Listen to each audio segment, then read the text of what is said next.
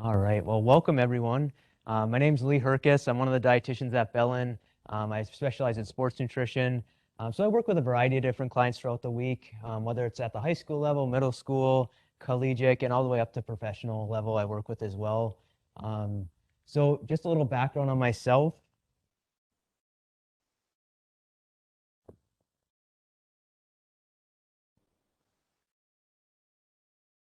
Been through on this one. It hung up maybe?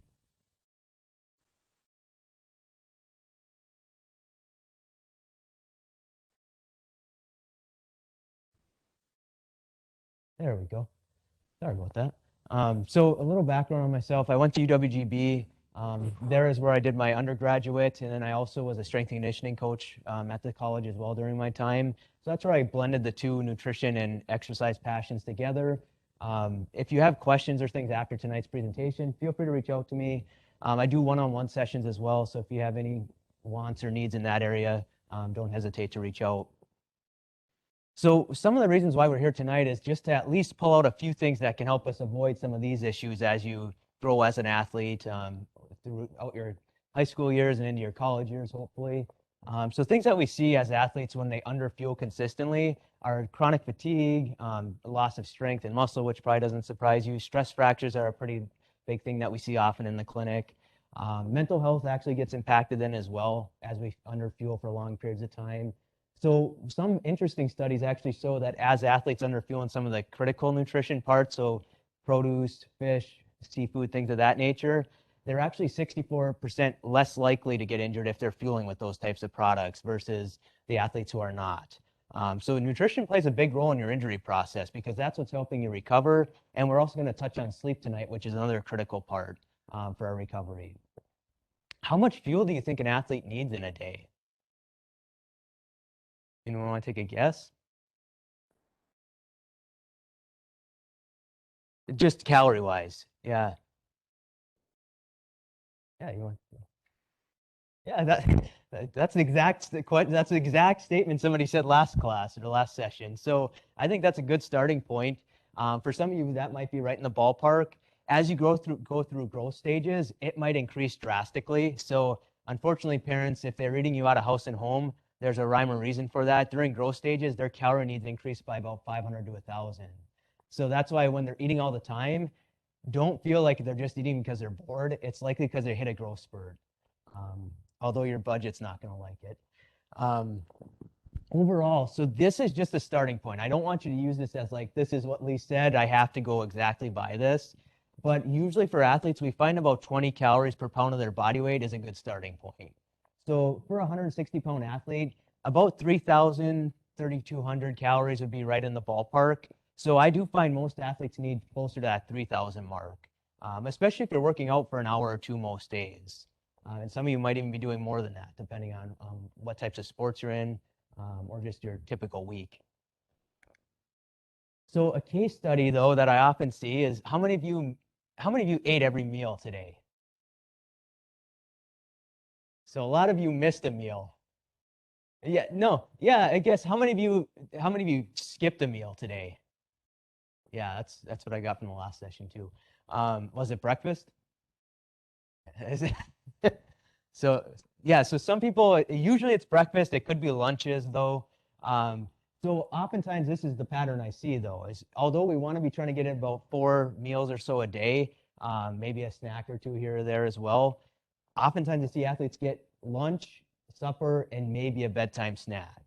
So really when they roll into practice, they're at about 700 calories for the day, and that's really not enough. I mean, for anyone, let alone somebody who's going to go and work out. So if we can start to fill in these gaps basically more consistently, that's when you're going to start to really see your progress pay off. All the time that you're putting in the weight room or out here, that's really when it starts to pay off when we get these gaps closed. So tonight, that's what I'm hoping for you to take away is something that'll help you start to fill in these gaps. So if you can at least check off these 4 things at most days, you're doing pretty well compared to the average athlete. So if you can get something in the morning, it doesn't have to be right when you roll out of bed. I mean, it can be any time in the morning, just as long as some fuel is coming in at some point. Every 3 to 4 hours, and after that, we should try to get a snack or meal in, just to keep that fueling process going. Pre and post workout, how many of you eat something before and after your workouts or events? So some of you, okay, that's good. So we want to try to keep that up. And then performance plates are just ways that we can kind of portion our plates out to make it more ideal for somebody who's exercising or is active. So again, if you're hitting at least 3 to 4 of those consistently, you're doing pretty well, and we just want to keep that up. If you're hitting only like one of those, that's what tonight's for, is to help you get closer to hitting 3 or 4 of them. This slide is purely for reference and for maybe the parents that came tonight. This is basically a slide to help you figure out what are some easy carb options, proteins, healthy fats, and produce that maybe the athlete might like. Because what I often see happens is that there's a disconnect between what the athlete would like to have versus what's there. And if we can blend those a little bit better by having some communication, that makes life just easier in general. So what I would do is take this slide after you get them and just figure out what are some of the things you like and what can we keep around more often. And how to portion those types of foods then. So for protein, like about 4 to 6 ounces, give or take, would be a good portion for a lot of athletes to kind of aim for at a meal. So about a third your plate, roughly. And then another third about some type of quality carb, which we're going to touch on more. So about a cup or two would kind of fill in that side. And then some type of produce. How many of you think you get veggies or fruits in at least a couple times a day? That's pretty good, a good chunk of the group. So that's your recovery aspect there. So if you can get some produce in at least a couple times each day, that's going to help boost your recovery over the athlete who's skipping those.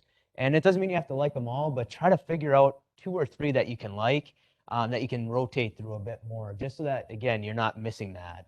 And then healthy fats, we're going to touch on more here in a few slides. What that might look like. So on a training day, this would be kind of a plate then, about 5 to 6 ounces of a protein, about 1.5 to 2 cups of like grain, some type of vegetable hopefully, and then maybe some healthy fat with avocados or nuts or seeds, something that you like in that area. This is kind of more of just an example so you can see kind of, okay, that's what a meal might look like overall. For a lighter training day, if you have those, that would be maybe just pulling back just a little bit on the carb section, just because your body doesn't need as much when you're not training. What have you heard about carbs in general, though?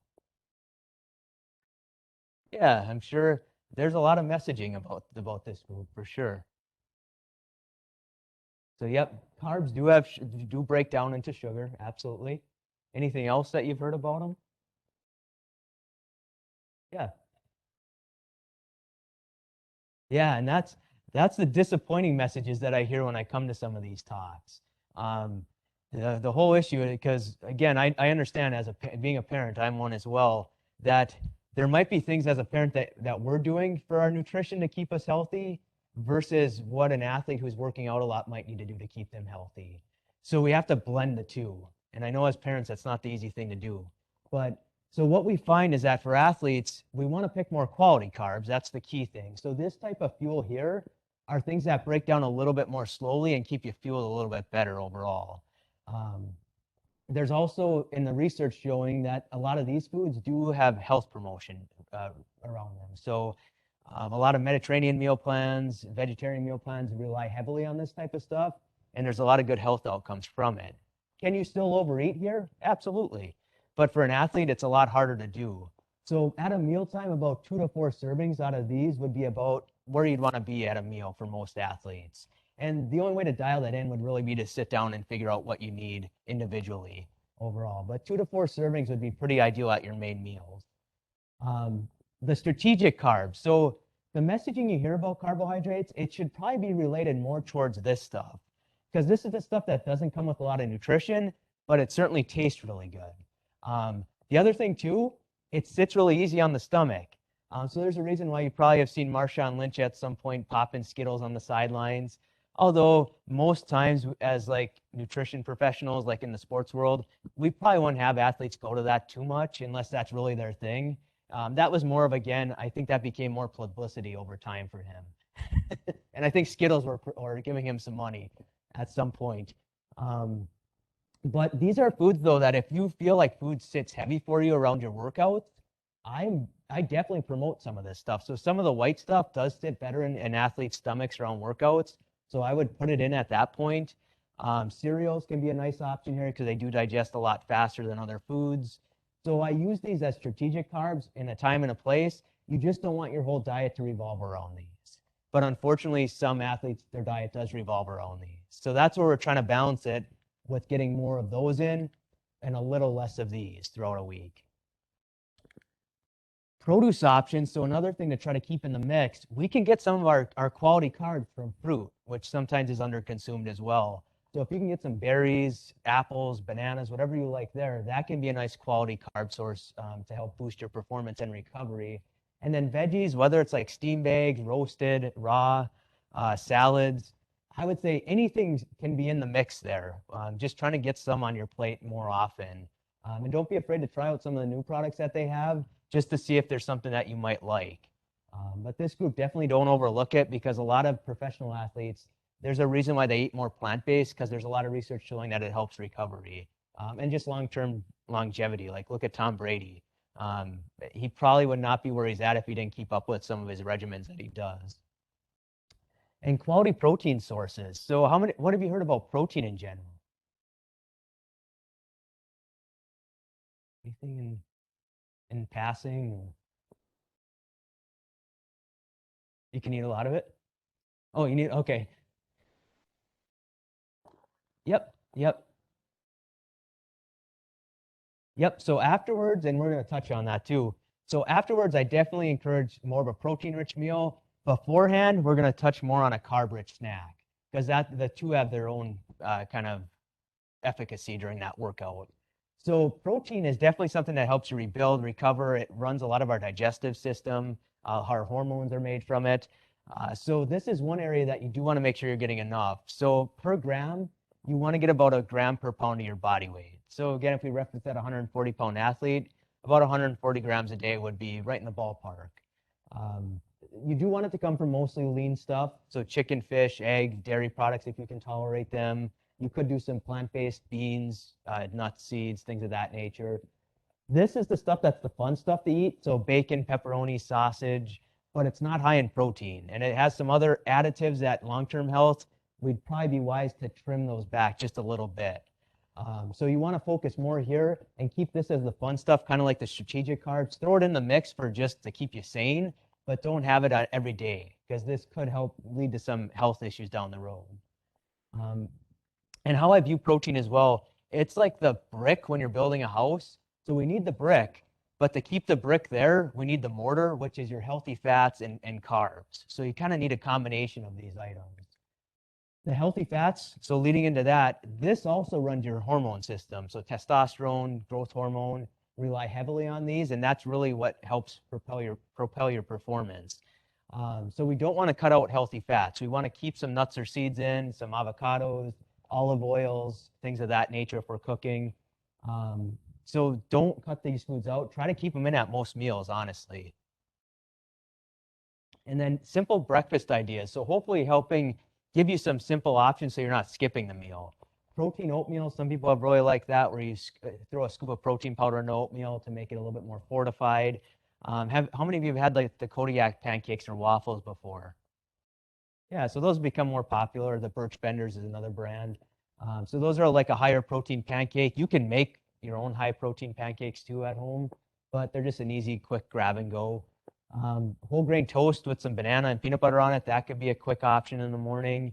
And then even doing like baked eggs in the muffin pan tins, those can be an easy reheat. So it doesn't have to be one type of food to have in the morning time, but just seeing if we can get something more consistently. Smoothies work out really, really well in this area too. How many of you pack lunches at all? Quite a few. Good. So if you're packing lunches, these might be some things to consider. Usually for an athlete, 2 sandwiches would be more appropriate, or a couple wraps if you're doing wraps as your meal. A big yogurt parfait could be another option. A sub if you're into those. A leftover stir fry, something of that nature. If you're at the school lunches, you might sometimes want to ask for double portions there, because sometimes they limit the amount of calories coming in for the rest of the population in school, and they don't really think about the athlete population. So it is wise as you age, especially when you get into more of like the high school level, to make sure that you maybe are asking for double lunches from time to time, because the calorie needs aren't usually enough for like a junior or senior for sure. Simple supper meal. So How many of you have to make your own supper meals? Sometimes. Okay. Well, enjoy it while it lasts. So these are just some ideas that might help you kind of if you do need to make up something quick. So leftover pizza, especially like a chicken and vegetable-based pizza, can still be a nice option as an easy meal, or homemade pizza can be a healthy option still. Rotisserie chicken with some like potatoes or rice along with it could be easy. And then how many of you like ramen noodles at all? Yeah, so that's one that a lot of student athletes can cook themselves, and you can fortify it. So like if there was leftover chicken or something that you had there, you could throw that into it and make it like a soup. If you could throw some veggies into, that would help balance it a bit more. And the salt content in the ramen can sometimes help athletes if they're sweating a lot throughout a week or if they have a lot of cramping issues. So although ramen isn't like the nutrient-packed food, you can fortify it to make it a little bit better. And at the end of the day, it might help your performance because it helps replenish some of your electrolytes. So again, it's all about trying to figure out how to make foods a little bit better than maybe they are in their natural state. And then how many of you snack at all throughout the day? Okay, that's good. That's good. I mean, that's one area that if we can be getting in 2 to 3 snacks a day, that's more ideal. Because if your goal is to keep that fuel kind of coming throughout, this is going to help. So whether it's trail mixes, energy bites, even some of the bars out there could be an option like Kind bars, Pro bars, things of that nature.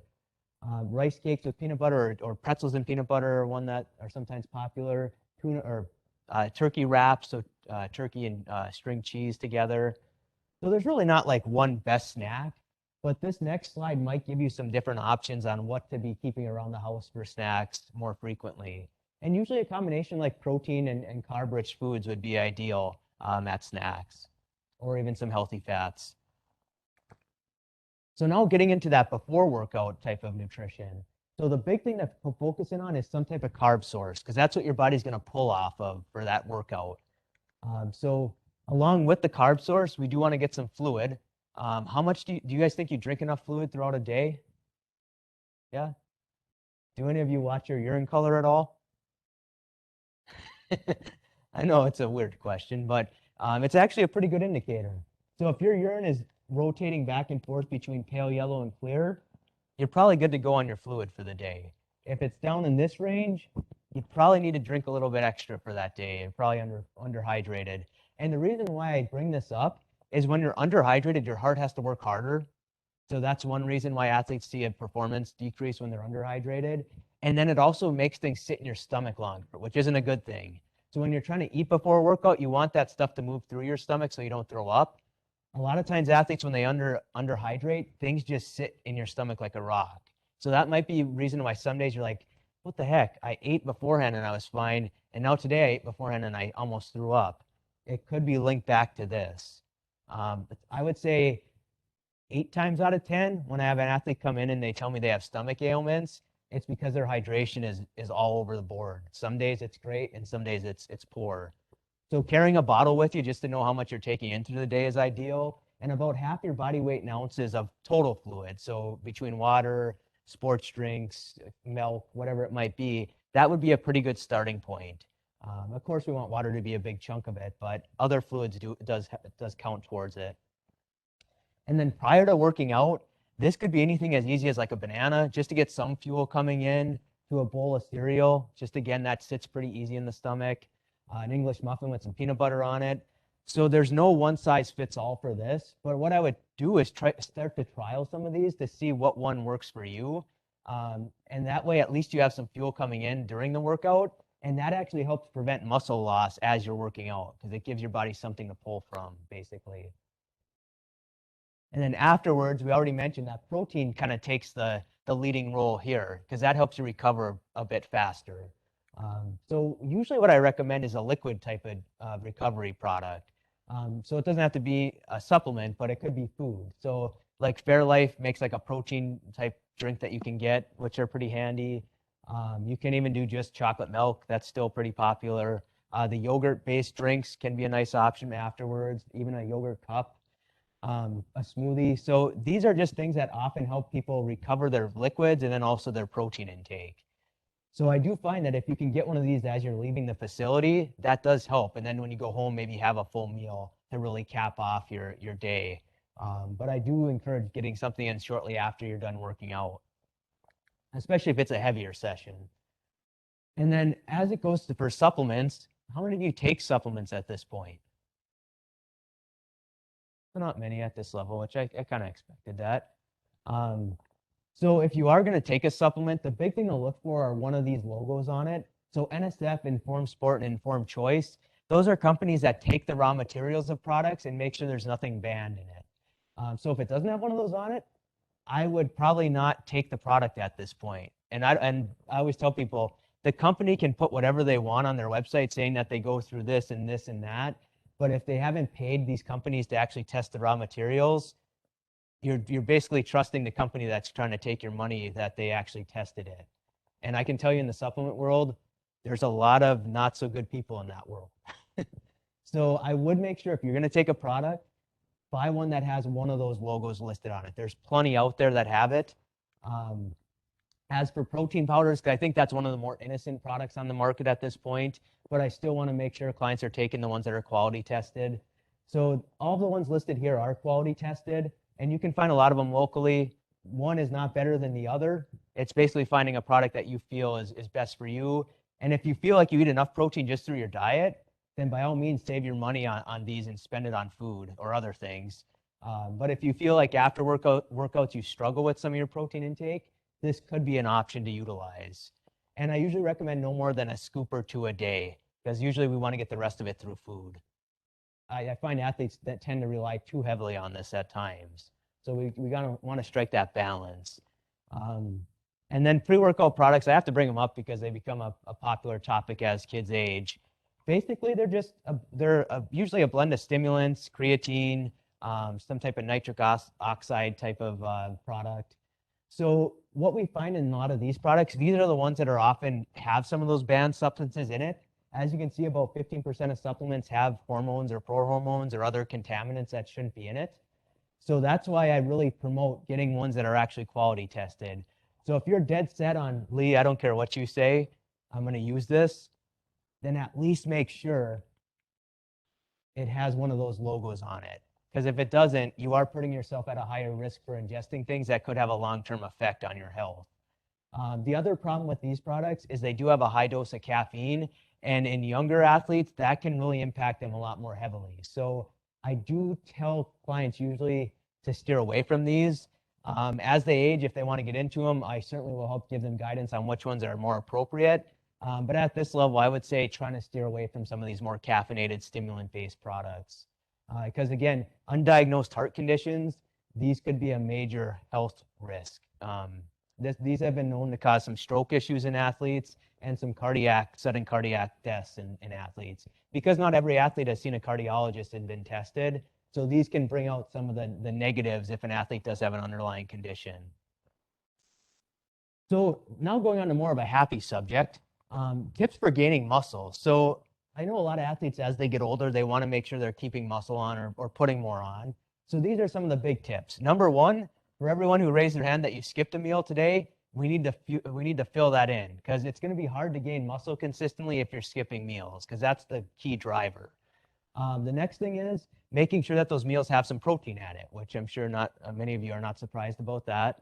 And then making sure you're getting in maybe a high calorie shake each day. So if you do like to make smoothies, sometimes at night or after a workout, that can be a good time to fortify the day with some extra fuel.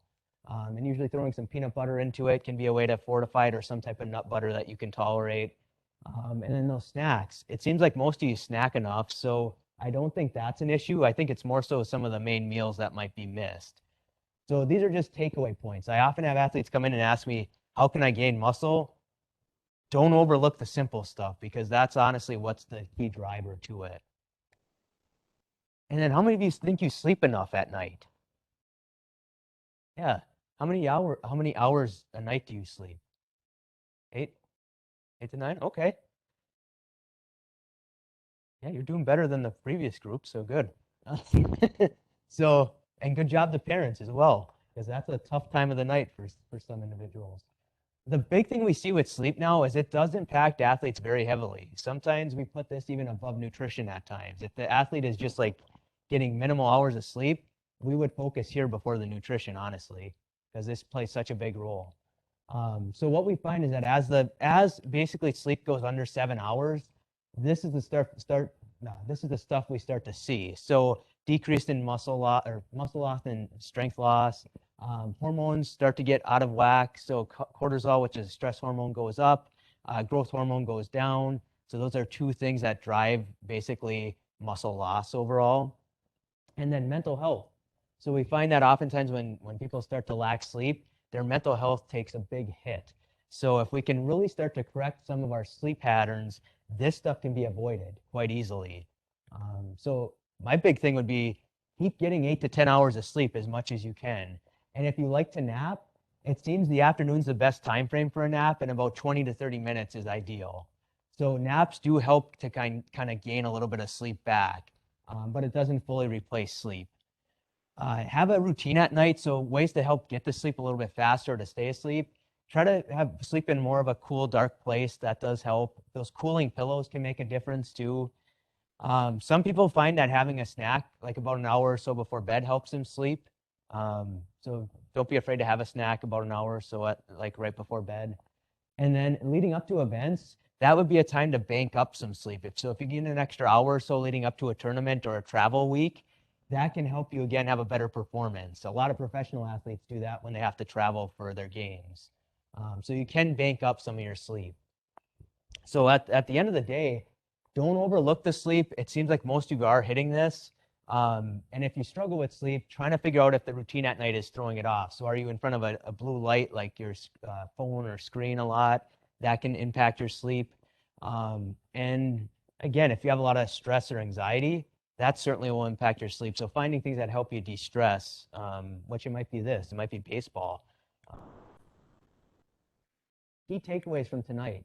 So the big thing is try not to skip that first meal of the day because it does put you behind and it's going to be hard then to hit all your fueling needs by the end of the day. Balance out the meals, so some protein, some quality carbs. Try to get some produce in a couple times at least a day, and don't forget about healthy fats either. Finish off your workout with some type of snack or shake, preferably something that has some protein in it. And last but not least, don't forget about the sleep because that will trump a lot of these things if your sleep is really, really poor. Now going on, any questions in general? Or any topics we didn't really touch on that you were hoping we might bring up?